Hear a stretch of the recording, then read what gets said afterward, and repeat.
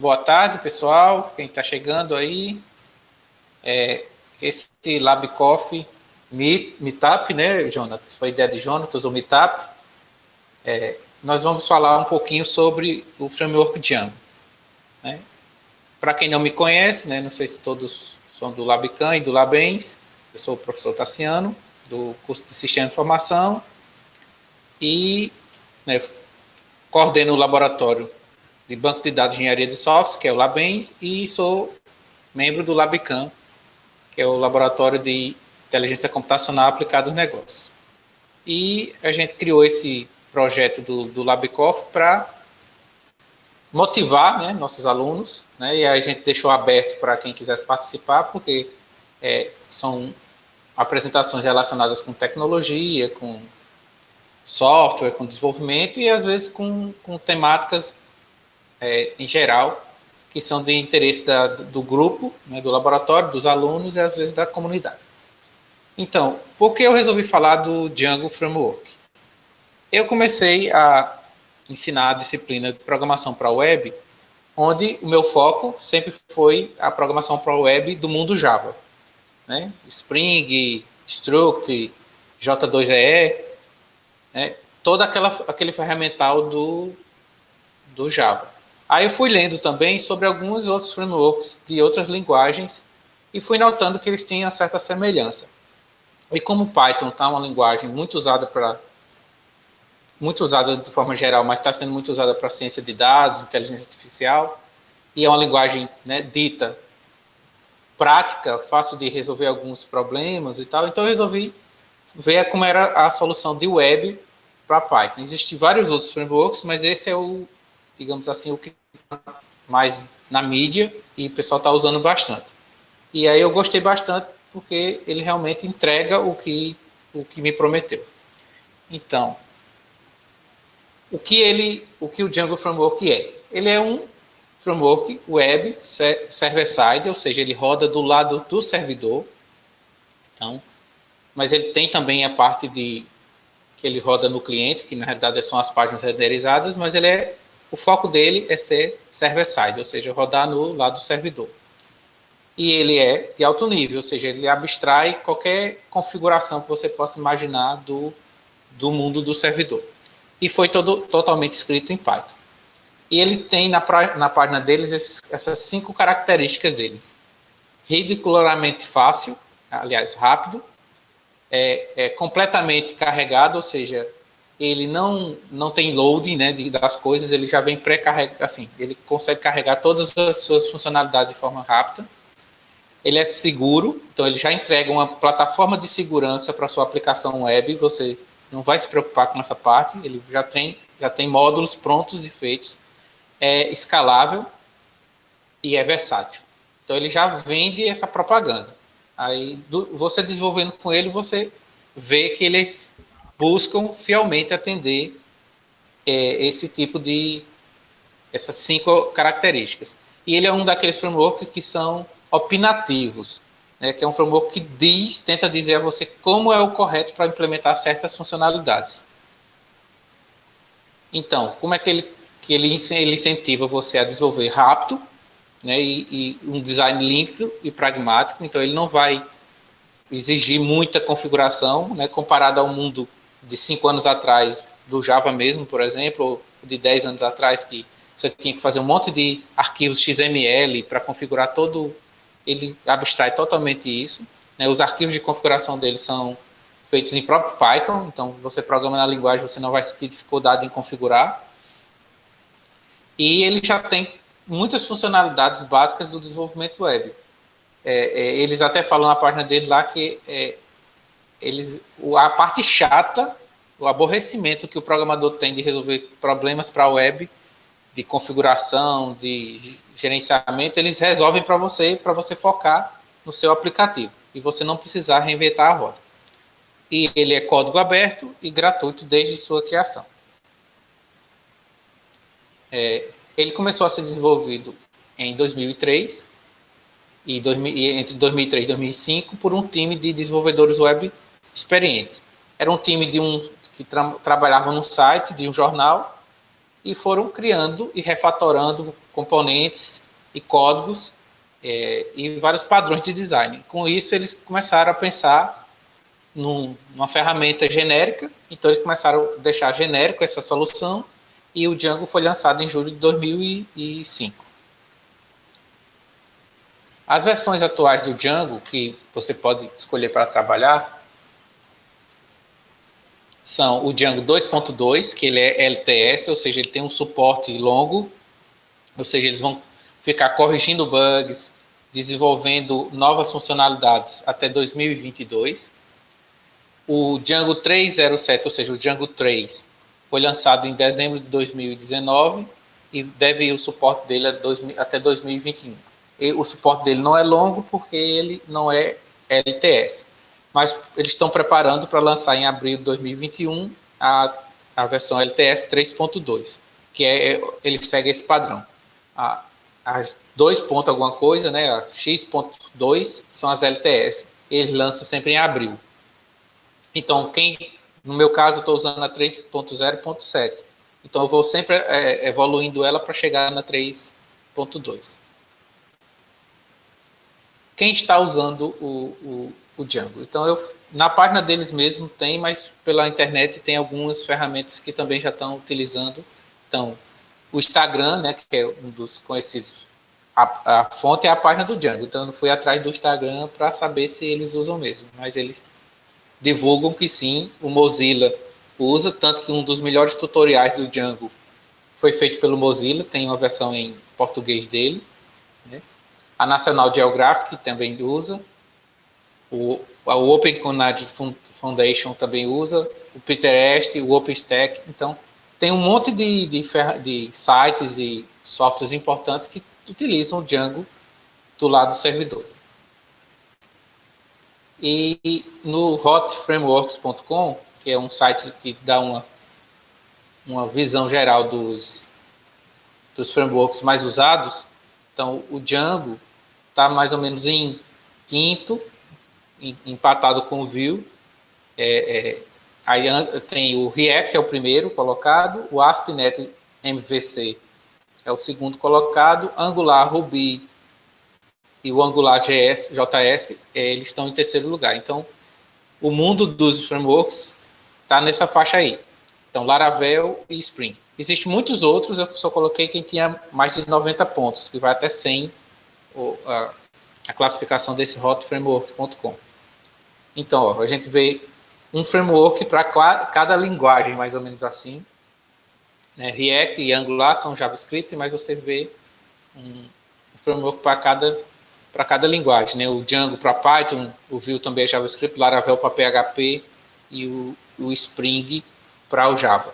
Então, pelo que eu andei lendo sobre arquiteturas, o Django, Laravel, não sei o React, que eu não cheguei a trabalhar, eles seguem uma linha bem interessante, que é essa linha do MVC,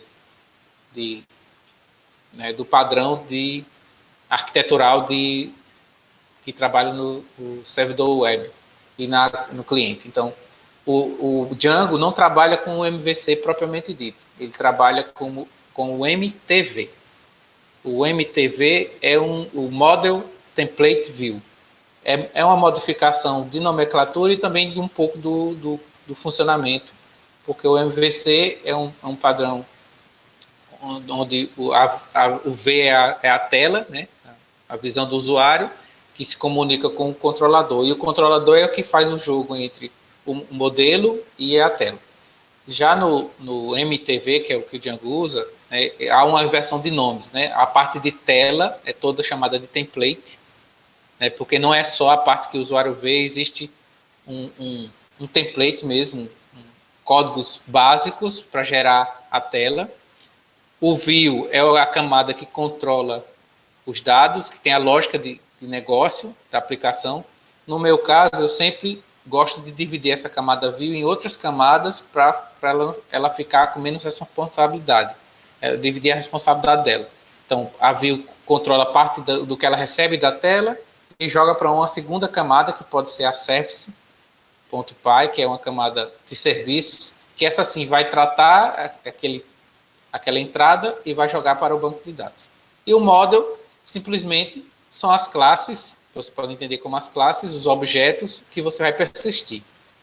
E ele tem uma linguagem justamente semelhante ao que o Hibernate do Java, ao que o Spring ORM faz, que ele mapeia o seu banco de dados relacional com os modelos nas classes e faz esse mapeamento automatizado, ou seja, você não precisa nem criar o banco, as tabelas no banco. Você cria o banco vazio e o próprio Django vai criar para você as tabelas. A arquitetura do funcionamento do Django é mais ou menos essa que está na imagem. Você tem um arquivo chamado urls.py, que é um arquivo Python que mapeia as URLs, ou seja, qual endereço vem lá da requisição HTTP do seu navegador, para onde ele vai mandar, para que view, ou seja, para que lógica de negócio ele vai responder naquela URL. Então, se você está no index, ele vai chamar a view do index. Se você está no listar usuários, ele vai chamar a view que tem essa responsabilidade. Na view, ele vai ler o modelo, ou vai gravar, né, o modelo de dados, vai gravar do banco. E quando ele tiver uma resposta, ele vai pegar o template, que geralmente são arquivos HTML, e vai renderizar isso e jogar numa resposta HTTP padrão. E facilmente você consegue incluir uma camada, né, na frente dessa view. Se você não quiser que ele jogue HTML, ele faz uma camada REST, uma camada de microserviços. Então, para o ambiente de desenvolvimento, você quer começar a desenvolver com Django, basta ter o Python 3 instalado na sua máquina, qualquer versão do 3 em diante serve. A versão, o Python 2.7, né, já foi descontinuado, não vai ter mais suporte, e o Django 1.11 é que funciona nele, então já está muito defasado o framework para o 2.7, então compensa usar o Python 3. Você pode utilizar um ambiente virtuais, né, que hoje em dia facilita o desenvolvimento. Existem outros tipos de ambiente virtual, você pode até utilizar o Docker para fazer isso, mas você cria um ambiente virtual que vai instalar dependências só daquele seu projeto e não vai instalar nada no seu sistema como um todo. Mas se você quiser instalar no sistema como um todo, não tem problema. Basta ter o Python 3 e você vai instalando as coisas que o Django vai precisando. Então, o venv é uma funcionalidade que veio no Python 3.7, se eu não me engano, que já permite criar ambientes virtuais nativos do Python. O virtualenv é uma ferramenta que foi feita para ser usada com o Python, só que ela não é nativa. E, pelo que eu li, ela já não está sendo tanto atualizada, porque o Python lançou a ferramenta venv. pip é o gerenciador de pacotes do Python, assim como o apt do Ubuntu. Você vai fazer pip install e dizer a biblioteca que você quer instalar do Python e ele vai instalar. E o Django também trabalha com qualquer banco de dados que você tenha interesse. Os principais que eu citei aqui são Postgres, MySQL, Oracle e o próprio SQLite, que é um bancozinho em texto, né, que roda na memória localmente. Você não precisa instalar nenhum SGBD, né, que é o que eu vou utilizar no exemplo que eu vou mostrar. Então, antes de começar a desenvolver em Python, você tem que verificar se seu ambiente, né, aqui eu estou falando no sistema como um todo, se você tem as bibliotecas de desenvolvimento que o Python exige. O Python 3-dev traz ferramentas de desenvolvimento, né? Então seria interessante você ter instalado no seu sistema. E se você for usar o ambiente virtual venv, você instala o Python 3 venv. Você pode instalar o virtualenv também, mas é só um apt install virtualenv ou então um pip. Então, não precisa instalar o pip3, né, o Python 3-pip, porque quando a gente cria um ambiente virtual, ele já vai, digamos assim, ter o pip instalado dentro desse ambiente virtual. Então, você não é necessário instalar o pip se você for usar um ambiente virtual. Para criar um ambiente virtual é muito simples, né? Você vai fazer Python 3 -m venv, que é a ferramenta, e esse último env é o nome do meu ambiente virtual, chamei de env para facilitar. Para ativar um ambiente virtual, você usa source, que é um comando do Linux, viu? Eu foquei mais no Linux, mas existe como você carregar esses arquivos no Windows também. Source, env, que é a pasta que ele cria quando você cria um ambiente virtual, bin activate. Então, ele vai ativar o ambiente virtual. Então, a partir dessa ativação, tudo que você instalar com o pip vai ficar só dentro desse ambiente virtual. Então, só vai guardar essas bibliotecas dentro desse ambiente. Por que isso? Porque se eu estiver trabalhando em outro projeto que usa outra versão do Django, ou outra versão de MySQL, ou outro banco, tal, eu não quero que o meu ambiente tenha todas as ferramentas instaladas. Então, eu ativo o meu ambiente virtual, que ele vai criar uma bolha só para aquele meu projeto, e eu instalo as dependências ali. Geralmente, eu também faço uma instalação do pip dentro desse ambiente virtual, ou então um upgrade para ele não ficar fazendo o warnings, avisos, que ele tá com a versão mais antiga, só para deixar ele na versão mais limpinha. Para instalar o Django, não tem segredo. Você faz pip install Django e pode botar a versão ou não. Se você não botar a versão na frente, ele vai instalar o Django mais recente. Se você colocar a versão, ele vai instalar justamente aquela versão dele. Para quem já programa em Python, deve saber que existe um arquivo chamado requirements.txt, que é onde você lista todas as bibliotecas que o seu software, que o seu sistema depende. E você pode usar o comando pip -r e esse requirements, que ele vai instalar toda essa biblioteca. Eu vou tentar aqui abrir meu terminal, e mostrar a vocês.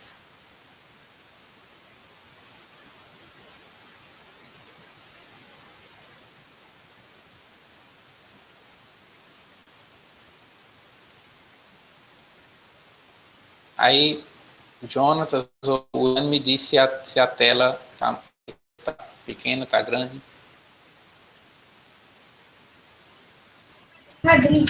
Não está aparecendo, Tassiano. Tá... Apareceu agora? Agora sim, está carregando. Isso. Deixa eu aumentar a fonte aqui. Pronto, está no terminal. Acho que está dando para todo mundo ver. Tá, então, ok. É melhor. Está enxergando tudo? Sim, para mim está ótimo. Pronto. Então, como eu estava dizendo, né? Eu vou só para mostrar rapidamente aqui. Né?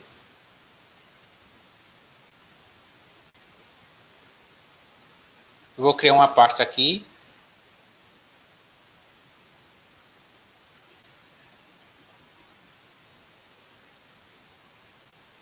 Chamado LabCoffee, só para colocar tudo aqui. Então, a primeira coisa que eu falei foi a do Virtual Env. Né? Então, vou criar um ambiente virtual aqui para mim.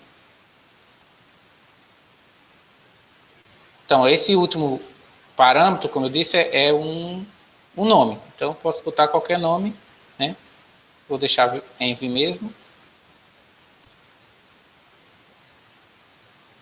Pronto, ele já criou o meu ambiente virtual. Se der um ls aqui, ele vai mostrar que tem uma pastinha chamada env. Né? Uma pastinha chamada env. E agora eu vou ativar. Para ativar, como eu disse, basta dizer source e o endereço. Ele vai colocar no seu terminal essa marquinha env, né, dizendo que tem um ambiente virtual ativo. O meu terminal está com algumas cores no efeito, mas de toda forma ele vai aparecer entre parênteses o nome do ambiente virtual ativado. Pronto. Tudo que eu fizer aqui dentro só vai ficar neste ambiente virtual. Então, a outra coisa que tinha mostrado, né, que foi a parte da instalação do Django. Então, ou do pip, aliás. Primeiro, fazer o upload, o update do pip. Então, agora todo o comando aqui, pip e Python, já está ativado por padrão, né? Então, está dentro do ambiente virtual, ele vai funcionar perfeitamente. Então, aqui dentro eu vou fazer, no caso, Python -m pip, apenas para instalar o pip mais novo dentro do meu ambiente virtual. Pronto, eu já estou com o pip mais novo dentro do meu ambiente virtual. Se quiser ver a versão, pip 20.1.1 para o Python 3.8. Você pode ver que ele coloca o endereço, né, onde está instalado essa versão específica. Então, está dentro de Tassiano, home Tassiano dev labcoff /env. Então, está dentro do meu ambiente virtual. Eu tenho outro Python instalado na minha máquina, eu tenho uns 50 ambientes virtuais, uma para cada projeto aqui na minha máquina. Agora eu vou instalar o Django. Vou fazer simplesmente pip install Django. Pronto, ele vai acessar, né, o servidor do pip e vai baixar o Django e suas dependências. Né? Então, eu já tenho instalado o Django dentro do meu ambiente virtual. Depois a gente volta para cá.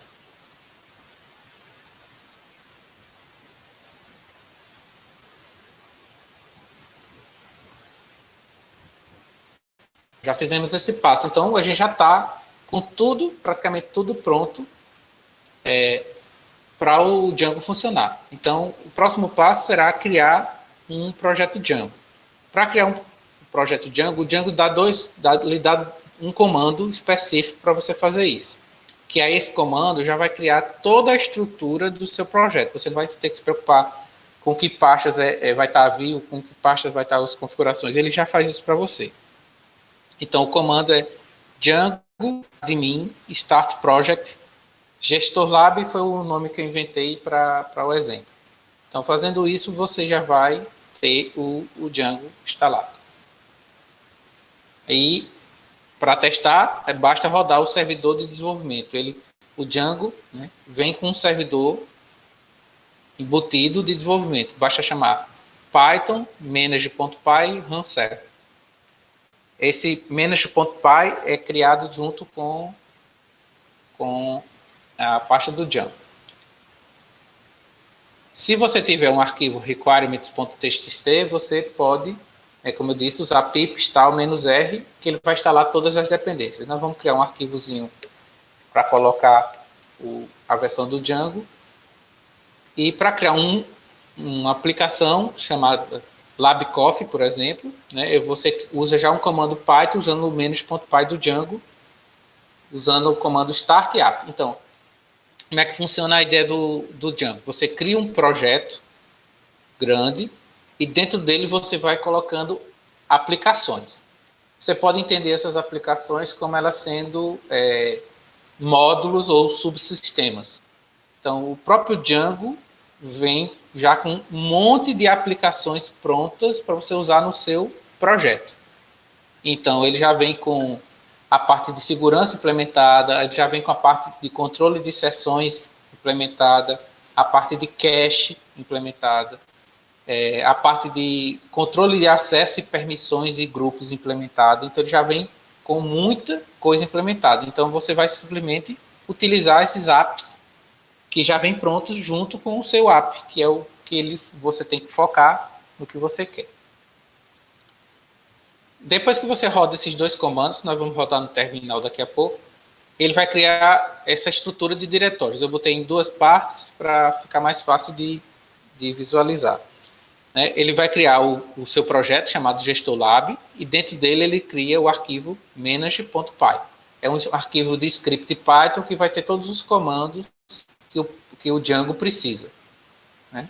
Aí dentro dessa pasta ele cria uma pasta com o mesmo nome do projeto, Gestor Lab, né, que já é um package do Python, porque tem esse init.py, e ele tem as configurações para servidores, que é esse ASGI e WSGI. Né, o WSGI, quando você quiser botar no GUnicorn ou então no Apache, você configura dentro dele. Mas os dois arquivos principais que a gente vai utilizar agora é o sets, que é o arquivo de configuração completo do Django, e URLs, que é onde você diz as URLs do projeto. Ou seja, nesse aí você vai dizer que apps e que URLs, nesses dois, você está usando no projeto como um todo. Então, em urls.py você diz os apps que o seu projeto vai usar do próprio Django, os apps que você criou e quer utilizar. Do lado direito, você está vendo a mesma estrutura, só que eu expandi uma pasta chamada LabCoff, que é a pasta do aplicativo que eu acabei de criar, né? Vamos criar. E dentro dele tem os arquivos do Python, um para cada camada do Django, ou para configurar alguma coisa. Então, os principais eu coloquei colorido aí, que são o models.py e o views.py. Então, no models você vai criar suas classes, que são objetos que vão ser persistidos no banco de dados. São o seu modelo conceitual. Então, são as entidades que você tem no seu sistema. Em views, você vai colocar o código que vai pegar a entrada ou a saída que vai jogar para a tela e vai tratar e vai jogar para o banco de dados alguma coisa ou vai ler. E esse que eu coloquei em laranja, o urls.py, são as URLs, ou seja, a lista de endereços que o seu aplicativo tem, os nomes dos endereços que o seu aplicativo tem. Ele não cria inicialmente esse arquivo, ele deixa esse arquivo, ele não cria esse arquivo. Então, eu botei ele aqui, você depois vai criar, quando você for criar suas URLs. Aí, outro que eu esqueci de pintar, mas é muito importante, tem o arquivo migrations, que é um arquivo que cada alteração que você faz no seu modelo de dados, no model, você roda o comando migration do Django e ele anota para você em SQL o que mudou de um modelo, como evoluiu. Por exemplo, você esqueceu de um atributo na classe usuário, aí você adicionou. Aí, eita, como é que eu vou fazer isso no banco de dados? Simplesmente você vai rodar 2 comandos do Django e ele vai gerar para você a alteração lá no banco de dados rodando o SQL, um script SQL que ele gera automaticamente. Pronto, então vamos voltar lá para o terminal. Só para a gente fazer isso.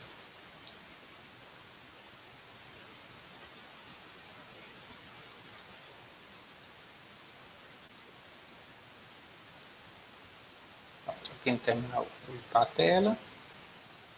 Então, vamos criar o nosso projeto Django. Então, Django admin, start project, gestor lab. Então, ao dar o enter, pronto, ele já criou a estrutura do meu projeto.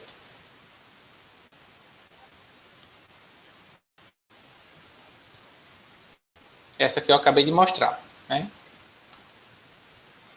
Então, aqui dentro tem uma parte chamada Gestor Lab, novamente, que é onde está todos os arquivos de configuração. Eu vi até em alguns tutoriais que alguns desenvolvedores mudam o nome desse Gestor Lab para config, né? Já para dar a ideia de que é um arquivo de configurações estão ali, mas o Django prefere usar o mesmo nome. E tem o script manage.py, que vai ter todos os comandos Django que a gente vai precisar usar daqui para frente. Então, esse é o único comando que a gente usa usando Django admin. Aliás, um dos únicos. Os outros você vai todos usar o manager.py. E para criar o projeto, né, você está aqui, você vai fazer Python.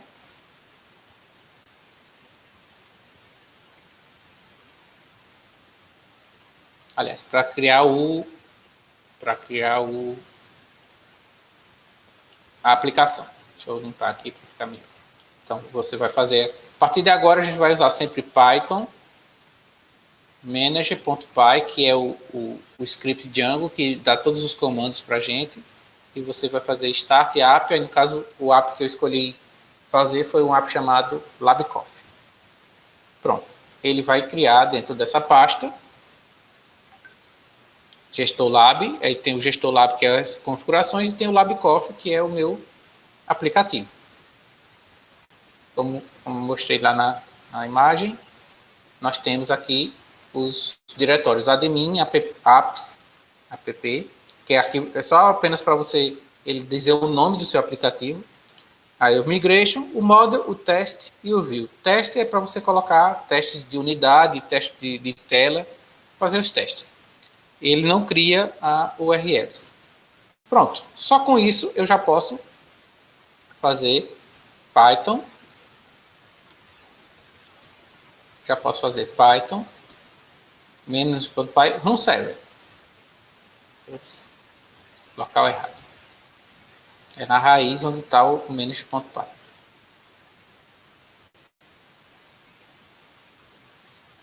Pronto.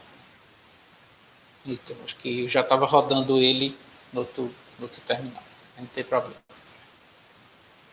Só fechar.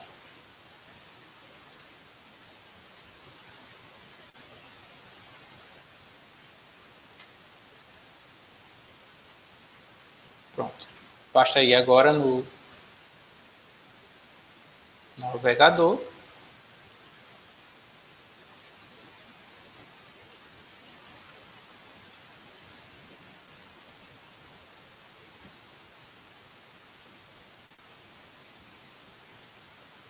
Tem o navegador.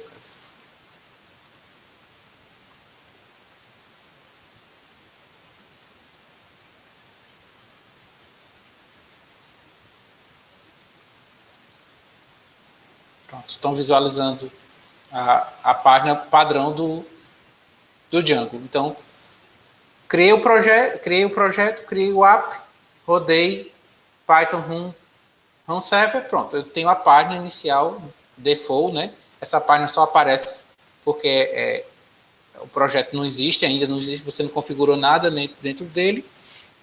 Mas, digamos, isso quer dizer que o Django está instalado perfeitamente. Vamos voltar lá para a nossa apresentação. A apresentação está aparecendo? Ainda não. É porque tá na página. É porque a tela... Eu pensei que estivesse na tela toda.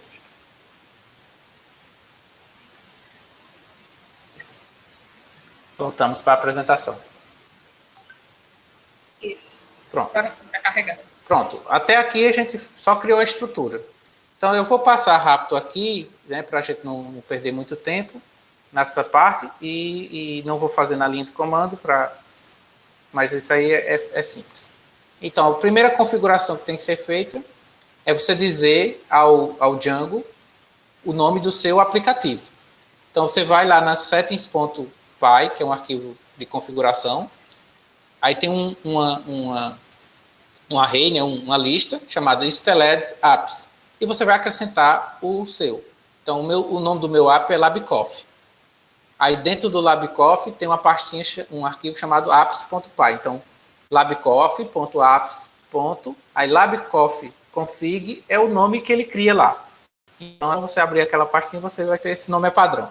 Sempre vai ser o nome do seu app mais config. Somente.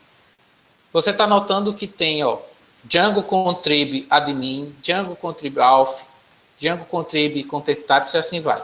Então, cada uma linha dessa é um app, um aplicativo que o Django já dá de presente para você. O admin é um gerenciador administrativo do site, do sistema. O auth já é um autenticador de usuários. O content type já é para os tipos que você for usar. Session já controla as sessões, né? Aquela parte de expirar uma sessão depois de tanto tempo, tudo já tem. Messages é para você fazer mensagens de erro. E o static files é para você, ele copia todos os arquivos estáticos e coloca numa pasta para deixar otimizado na hora de fazer a renderização.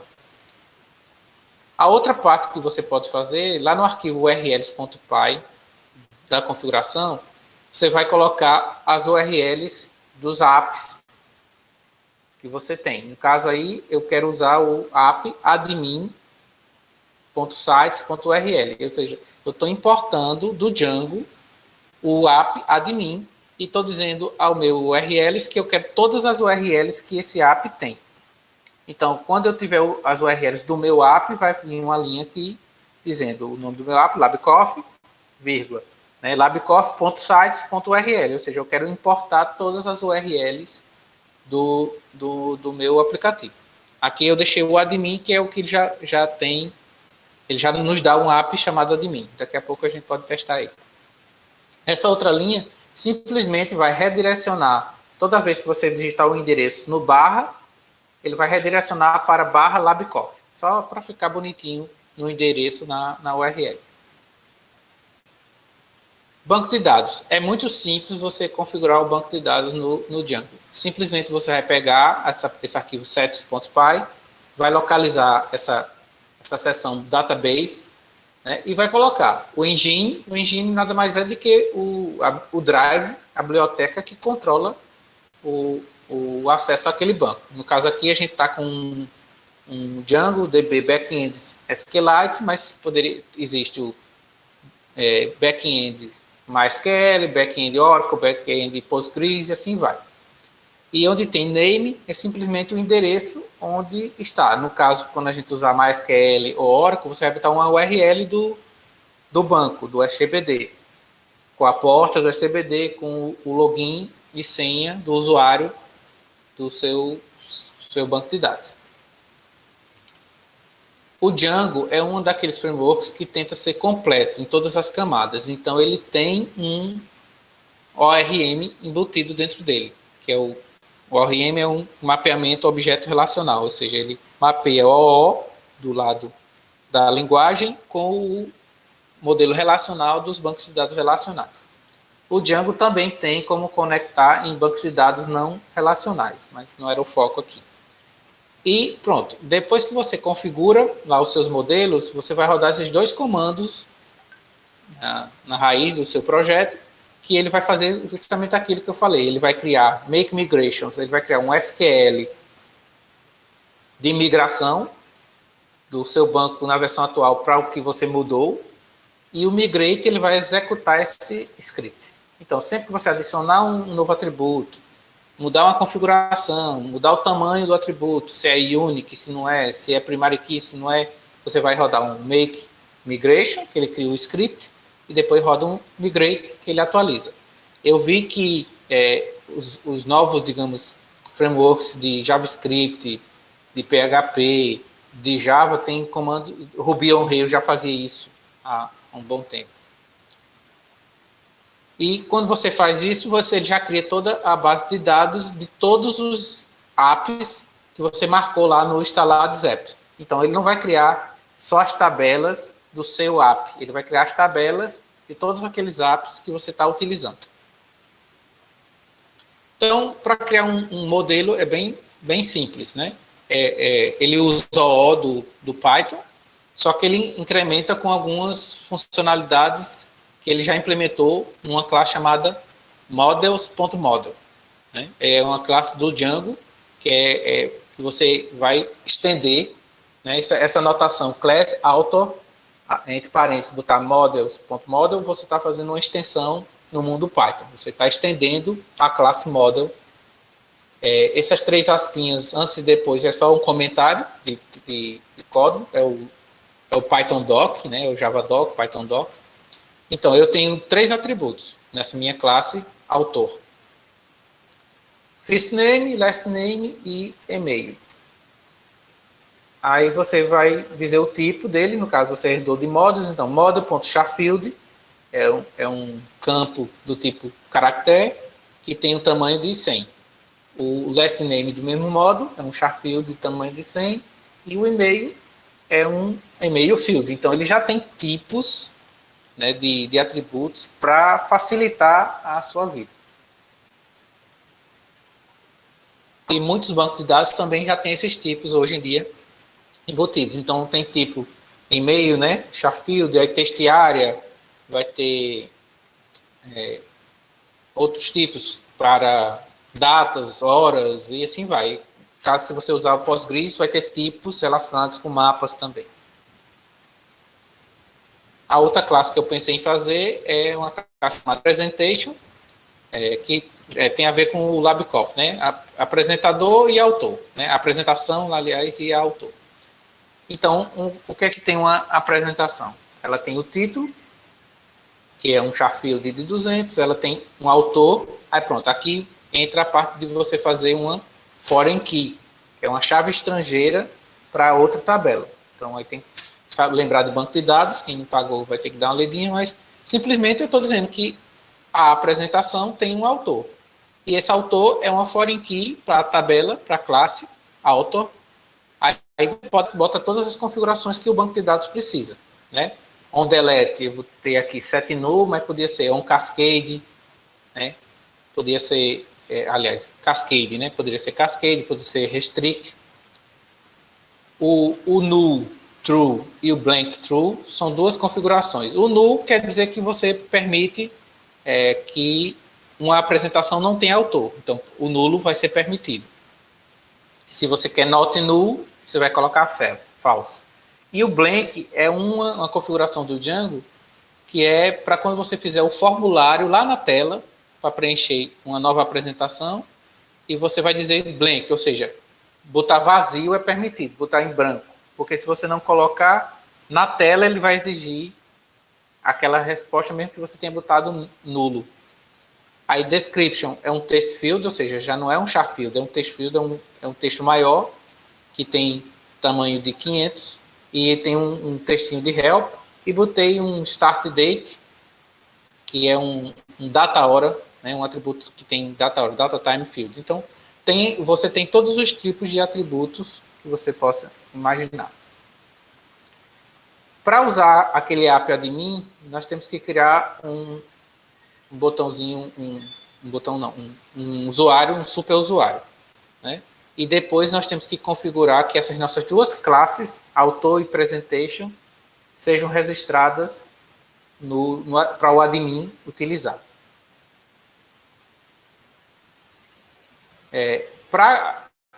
Criamos o modelo, agora vamos criar uma tela inicial para o nosso sistema. Vamos voltar lá naquele URLs e colocar o path do LabCoffee, que é nosso app, né? E o nome do nosso da URLs é labcoffee.urls. E na nossa URLs do aplicativo, nós vamos colocar o caminho para o index. Que simplesmente eu digo qual é a URL, depois eu digo qual é a view que ele vai chamar e dou o nome para esse index. Aí eu chamei de index também. Aqui eu estou mostrando só o arquivo URLs com a linha incluída. Aí, depois que eu coloco isso aqui, eu vou criar, né, um index HTML. Né? O nosso index HTML, eu usei um index base para fazer, ele usa extensão, só para mostrar a vocês. Ó, no código HTML, isso aqui fica dentro do arquivos HTML. Esse abre chaves % e fecha chaves é quando você quer escrever um comando Django, né? Um comando Django que vai ser executado. Então, eu estou fazendo um extends do base HTML e estou fazendo um bloco de conteúdo, que aí, a partir ele vai substituir no HTML base esse conteúdo que eu coloquei dentro desse bloco, que simplesmente é HTML, código HTML comum. Então, sempre que eu quiser usar alguma coisa que execute do Django, eu uso esses scriptzinhos que abre chave % e % fecha chave, que indica que você está colocando um comando, uma tag do Django. Isso, quem estudou um pouquinho com Java, né, com JSP, né? JSP tinha um scriptzinho para você colocar no HTML, PHP tem uma forma de script, não me lembro se é com interrogação, se é com chave, colchetes, mas tem uma forma de você chamar tags que foram criadas pela linguagem para fazer uma função específica. Aí, a outra camada, né, eu mostrei URLs, o HTML, que é o template, e agora a camada view, que é quando você vai colocar os métodos que vai vai ser chamado quando aquela URL for clicada no navegador. Então, eu chamei um método de index mesmo, que ele recebe um request, e ele faz um comandozinho para buscar todos os autores. Esse author.objects.all faz parte da API do ORM do Django. Então, toda vez que eu pego o nome da classe, author, ou presentation, o que for, .object, .all, eu estou pegando todos os objetos salvos no meu banco. Então, se eu quiser de outra classe, vai ser presentation.object.all, e esse .objects tem vários comandos. Você pode calcular quantos tem, pode filtrar, pode buscar. Então, tem uma série de comandos. É bem completa essa parte do ORM. E aí, no contexto, simplesmente eu estou dizendo que essa variável author, vou colocar no contexto que vai ser renderizada lá no HTML, no index.html, que isso vai fazer o quê? Vai fazer com que eu exiba os autores lá na página. Então, eu estou mandando um conteúdo via contexto para a tela. Então, ele vai retornar. Ele recebe esse request e vai retornar um response para a minha tela, que o Django vai desenhar lá na tela. Aqui é aquela de volta o urls.py, simplesmente porque eu coloquei na última linha aqui, que está Accounts, é outro aplicativo do Django, não vai dar para mostrar, né? Eu já até falei demais. Que é o que cria toda a parte de login e logout automaticamente para você. Então, depois que você coloca essa linha no urls.py, você já vai ter disponível, assim como eu criei o método index, você vai ter o método login, logout já criado para você. Aqui são algumas referências. Então, esse segundo tutorial aqui é o que eu utilizei como base, que é da Mozilla mesmo. Ele é muito bom, é bem completo. Se você seguir ele completo, você faz um sistema de bibliotecas completinho. Então, a apresentação termina aqui. Se alguém tiver alguma pergunta, fica à vontade para fazer. Eu vou só mostrar no navegador aqui o resultado desse meu código, que não vai dar para mostrar, levaria mais tempo.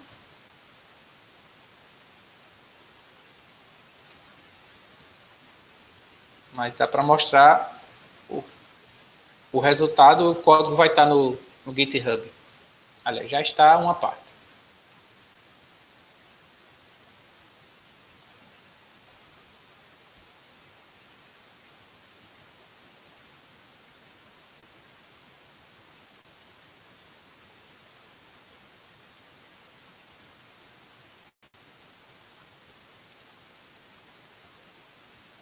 Pronto. Esse aqui é o resultado dessa páginazinha. Então, LabCoff Home, bem-vindo à lista de apresentações LabCoff. Aí tem um link para a lista de apresentações, e tem a lista de apresentações, e tem um link Home que volta. Então, aqui nessa lista, apareceria aqui todas as listas, mas infelizmente não vai dar para mostrar, porque eu teria que acessar aqui o admin, que ele já traz para você a ferramenta admin, que você vai logar com login sim, e você pode criar já os objetos, artigos e apresentações por aqui. Ele já lhe dá um site administrativo. Mesmo que você não tenha a tela pronta ainda, você já pode interagir com os seus objetos. É isso.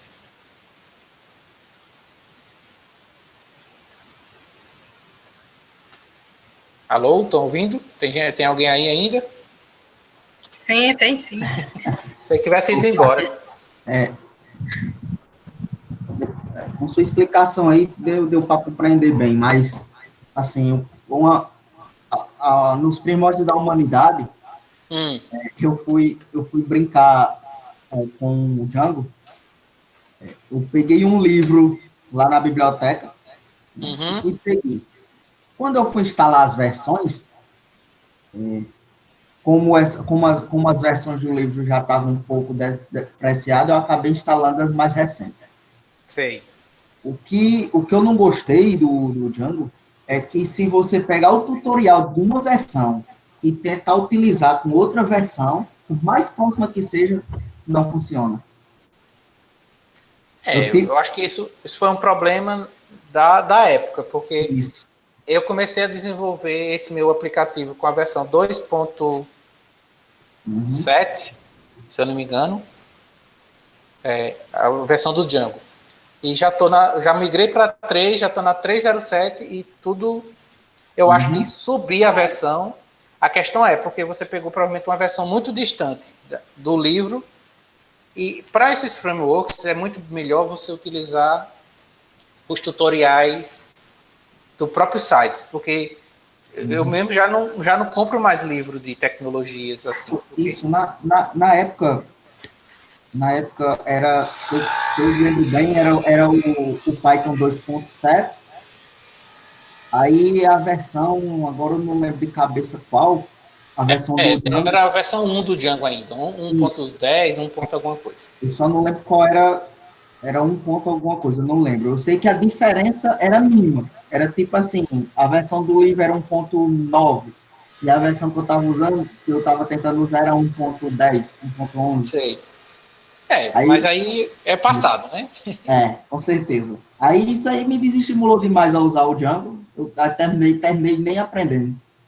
Ah, certo. Mas o que você achou? Ele parece com os novos mundos agora, né? De frameworks. Sim, sim. Apesar de eu não ter colocado nada para rodar, justamente por conta desses problemas. Pois eu sou um pouquinho mais persistente que você. Geralmente eu só desisto de um framework, de uma linguagem, quando eu termino, nem que seja um CRUD. Não, porque meu pensamento fosse, não, se eu estou aqui aprendendo, com um tutorial na mão, e essa dificuldade toda para colocar para rodar, na época eu estava até procurando, acho que era algum projeto que eu ia fazer. Eu disse, eu vou procurar outra coisa para me fazer esse projeto, porque isso aqui não vai, não vai não. Mas é isso, a questão de qualquer framework, qualquer tecnologia, você tem que praticar. Então, o que eu vejo, muitos alunos da gente têm essa dificuldade inicial, que você citou aí, e desistem, antes de pelo menos entender o motivo do erro. Entendeu? Então, eu sou, assim, com essa coisa de tecnologia, eu sou persistente. Então, eu instalei a primeira vez o Django, não funcionou, o próprio tutorial não rodou. Aí eu fui olhar porque não tinha rodado, eu tinha esquecido de configurar um arquivozinho desse besta, né? Essa parte de usar URLs, eu acho que quem usa o Laravel, o PHP já estava mais acostumado, quem usava Ruby on Rails já estava mais acostumado, mas assim, a gente do Java não usa esse estilo, né, de escrever a URL, a gente ou escreve um XML, ou hoje já bota em anotações dentro do próprio Java. Hoje a galera trabalha muito com a questão de URL amigável. Quem é do Java não faz isso. Não, justamente. Mas quem não é do Java já faz. Aí eu gostei bastante do Django nesse sentido de eu tenho um sistema pronto. Se eu tiver um CRUD básico, eu faço um CRUD, né, em 15, 20 minutos, está o CRUD todinho. A dificuldade maior vai ser deixar a tela bonitinha, que para mim ainda é a minha dificuldade, porque eu não sou bem da área de telas, né? Mas o sistema está funcionando. Aquele sistema que eu mostrei da enquete, que você testou até. E lá do Suggest Class é todo Django. Na época lá eu fui até brincar com PHP.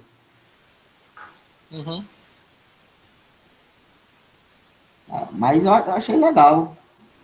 Talvez eu vá até dar uma olhadinha, porque aquele negócio, mais uma tecnologia para aprender. Não, você tem que se concentrar numa tecnologia. Se hoje você está estudando React, então passa um tempo focado em React, que aí você vai dominar a linguagem e vai notar as vantagens e as desvantagens. Agora sim, eu quis mostrar porque, digamos, tem muito aluno que nunca fez um sistema completo, por exemplo. Isso. Eu gosto de entender desde o front-end até o back-end, mesmo que eu não seja expert em front-end, de deixar tudo bonitinho, mas eu quero entender como ele se conecta, né? Como é que ele chama as coisas para poder eu fazer um sistema, eu ter a capacidade de fazer um sistema completo, e é mais ou menos isso que eu quero que os meus alunos consigam. Eu sei que tem essa dificuldade de configuração inicial, por isso que eu gostei do Django, eu achei ele muito simples para configurar, eu não configurei nada, né? Instalar o Python e o pip, acabou, não tem mais o que configurar para rodar. Java, configurar o Maven, quem usa Maven, como eu uso, o pessoal acha uma coisa muito difícil, de outro mundo. Mas né, a gente que já do mundo Java sabe que já se acostumou com configuração, com XML, com certeza. Alguma assim, pergunta em geral? Não, sobre... Liane. Oi, Tassiano. E aí, bora programar uma função? Bora? O Liane só faz raiva. Eu quero que ela programe, eu quero que ela cresça como não. programadora. Tassiano, eu vou programar, mas não agora. Oxe, Tá agora. programar no dia de São Nunca. Tem 15 tarefas cadastradas no meu Suggest Class. Certo. Tassiano. Eu vou pegar um para eu realizar. Fala, Bruno. O Django já usa a parte assíncrona do Python? O async.io? É uma pergunta complicada essa, eu não tenho certeza, mas como a versão 3 e diante que eles vão lançar, já está utilizando muito das novidades do Python 3. Agora, especificamente o Python.io, eu não li sobre isso. Mas podemos dar uma olhada, eu não sei dizer. O que traria de contribuição usar esse Python.io? Não, a parte assíncrona, que você consegue deixar mais rápida a questão de concorrência em geral. Iniciou no 3.4. Bom, o back-end do Django, você escreve em Python. Então, qualquer funcionalidade que você queira do Python está lá disponível. Você simplesmente o Django faz o quê? Só essa comunicação entre a tela, né, o que é o template, o view e os models. Então, a lógica de negócio que você coloca lá dentro dos views ou numa camada service é completamente Python. Eu até tive que estudar Python para entender, porque eu comecei a programar em Django sem ser expert em Python, né? Eu aprendi Python programando em Django. Já ia falar isso.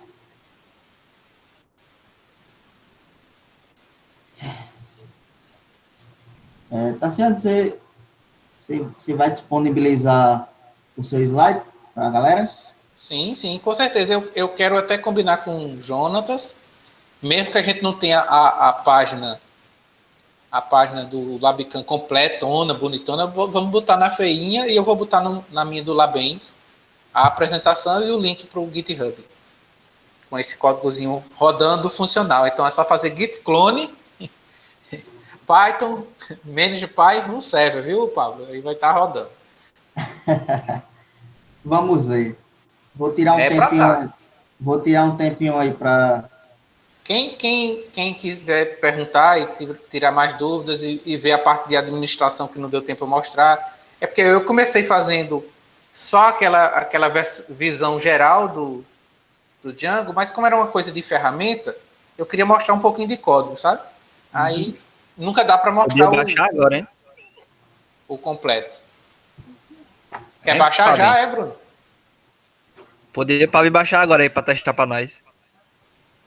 Não entendi. Poderia Pablo dar o clone aí do projeto e rodar para testar para nós. Sim. Entendi agora. Nem o Python instalado eu tenho na máquina. Se for Linux Ubuntu, já vem. Não, Windows. Meu computador Fazer o quê, né? já tá. Tô aqui assistindo pelo computador da empresa. Beleza, então. Mais alguma pergunta? Carliane, Jonatas, Marco Júnior. Quem é que tá na minha tela aqui? 0 perguntas. Mas tá quietinha ali. Tassiano, eu vou te pegar para começar. O zero é esse projeto que eu comecei aqui, ó. É o projeto para fazer uma lista dos LabCoffs, as apresentações e os autores, e depois fazer uma paginazinha. Tá pronto para começar. É só brincar. Mas isso não seria interessante integrar lá na página do Labicam, não? Sim, não, esse é de brincar. Depois a gente faz o oficial lá. Isso aqui você pode ir lá no meu repositório lá, por exemplo. Isso aí, Juliano, é para quem gosta de desenvolver. É só para brincar. É claro que o tutorial do Django da Mozilla é muito bom, muito completo. Ele faz um sistema de bibliotecas bem legalzinho. Eu até mandei para José Flávio o modelo que eles usam lá, que é um modelo que tem livro, autores, entendeu? Eu me inspirei nele. Quando fala em programar, o Leandro já se morde todinha, rapaz. Não tem condição, não. Porque ela ainda quer fazer esses scripts do doutorado dela. Nada divertidos. Você tem brincadeira. Um momento. Certo, não, mas me interessa, assim. Eu não sou fã de programação, todo mundo sabe, mas eu quero aprender, assim, essa parte de Python eu tenho gostado, é o que eu tenho feito no meu doutorado e eu quero fazer mais alguma coisa assim. Então, é interessante essa parte que eu quero aprender. Liane, você e todos os meus alunos, só para você pegar gosto por programação, você tem que programar. É igual exercício. Você só vai perder peso se você correr, for na academia e tal. Então, só vai pegar gosto ou não por uma certa linguagem quando você... Eita, meu sistema está rodando, fiz o deploy dele. Essa sensação... Eu gosto de Python e R. Certo, mas Python e R tem o seu foco de atuação que você está usando. Né? Se você quer ampliar seu leque de atuação para desenvolvedor de sistemas, por exemplo, Full Stack Python, Django é uma opção, Flask é outra opção, acho que tem um terceiro que eu não lembro o nome. Eu vi naquele site. Então, ontem Python. Mas naquele site do Hot Framework só são 3 de Python, os mais famosinhos.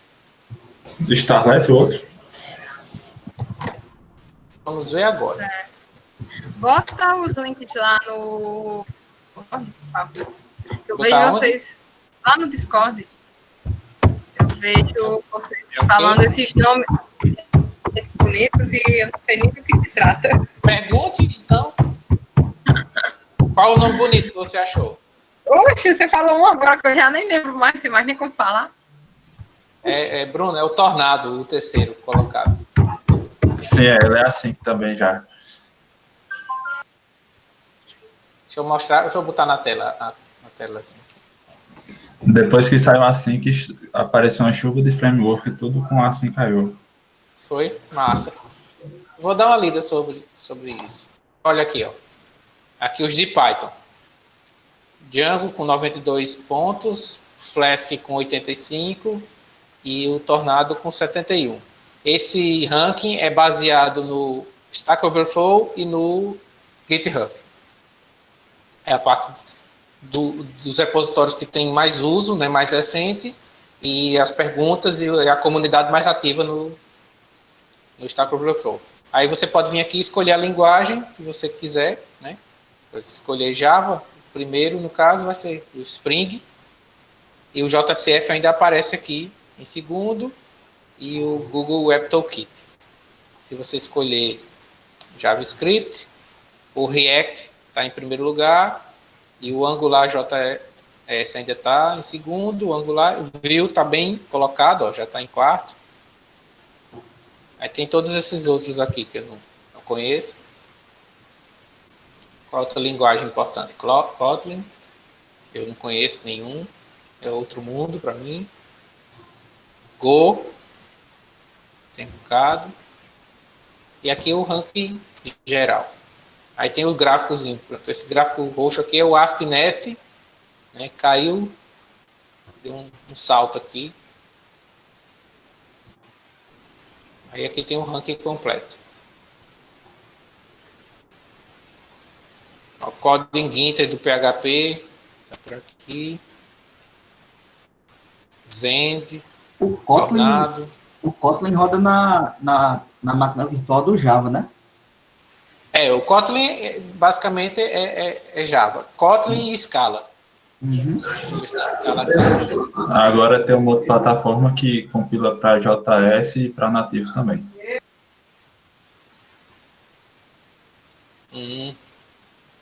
Sempre tem, né? Os que rodam.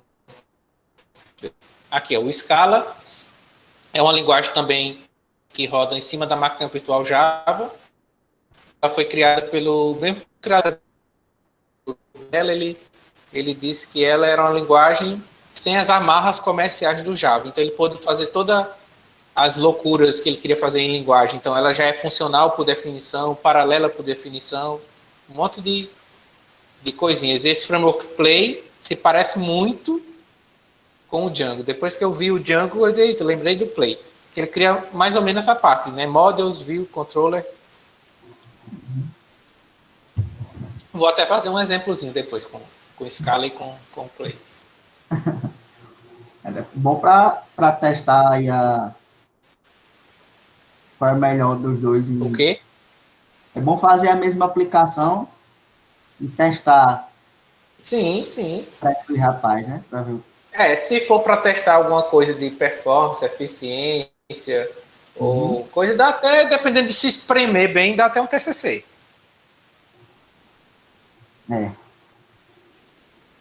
Para quem precisa de TCC. Eu lembro quando foi lançado o framework Hibernate, um aluno meu lá da Facisa, lá de Campinas, uns 15 anos atrás aí, fez um comparativo de Hibernate com uma implementação de JPA na época. Eu trabalho com sistemas faz um tempinho. Com aulas, né? Uhum. Já programei nessas coisas tudinho. Eu vi você falando do mundo Java Spring naquele dia e fiquei interessado em dar uma lida de novo. O Spring tá muito bom. Eu tenho um sistema que é feito com Spring, só que ele está com 1 ano de defasagem. Eu quero dar uma atualizada nele, depois eu vou te mostrar. Uhum. E prepare. É para fazer contagem de ponto por função. Auxiliar. Ele automatiza a parte chata que o analista não quer fazer, entendeu? Agora eu tenho interesse aí. Eu só faço softwares que vão ajudar ou o engenheiro de software ou a comunidade. A ideia é essa, pelo menos a partir do ano passado. Né? Que é uma coisa que eu sempre quis estudar, essa questão de ponto por função. Eu tenho uma apresentação, um mini curso bem longo sobre ele. Posso fazer um outro dia, na semana de informática, talvez. Não, Jonas? A gente estava numa disciplina com o Carliano, até perguntei se ela ia falar alguma coisa. É porque em engenharia 1 não dá tempo, às vezes. Aí eu tento incluir em engenharia 2. Como a pessoa já vai ter visto toda aquela parte teórica, então eu começo a colocar ferramentas e complementos. Aí, por exemplo, como a gente não tem um curso de testes, uma disciplina específica, eu boto testes em engenharia 2, eu boto aquela parte de qualidade de código em engenharia 2. Por exemplo, eu uso o Sonar, tanto para os meus projetos Python quanto para os meus projetos Java. Que é uma ferramenta muito massa, já dá uma melhorada no seu código só se você rodar ele. Show de bola. Você identifica os seus bad smells, vulnerabilidades, né? Ele detecta um monte de coisinha legal. E linkado com a plataforma de nuvem do GitHub já. Então, mamão com açúcar. Show de bola. Sim, alguma pergunta específica sobre Django? Tem vagas de emprego com Python. Eu estou num grupo que tem, né, de Python Jobs, de vez em quando vem vagas de emprego, remoto hoje em dia. É isso. E tem os meus projetos que estão, alguns evoluindo com Django, outros com Spring, então quem estiver disposto e querendo aprender mais a programar, lá no Slack, no Discord da gente, tem um canal para falar sobre as tecnologias, então sinta-se à vontade. Por mim, eu termino por aqui, já passei 18 minutos do tempo.